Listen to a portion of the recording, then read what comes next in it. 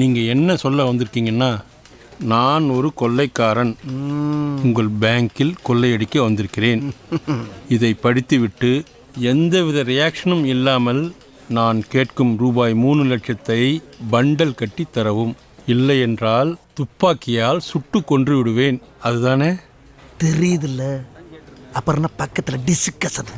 படிச்சதை புரிஞ்சுக்கிட்டு சட்டுப்பட்டு அனுப்ப பாரு. அதெல்லாம் ஓகே சார். வேற என்ன? ஆனா பூரா தப்பு தப்பா எழுதிருக்கீங்க. தப்பு தப்பாவா? என்னன்னு? கொள்ளைக்காரனுக்கு வெள்ளைக்காரன் எழுதிருக்கீங்க, பேங்குக்கு பேக்குன்னு எழுதிருக்கீங்க. ஐயா, கொள்ளையடிக்க வந்திருக்கிறன்றதுக்கு வெள்ளையடிக்க வந்திருக்கிறேன்னு எழுதிருக்கீங்க. எது வெள்ளையடிக்க வந்து என்ன?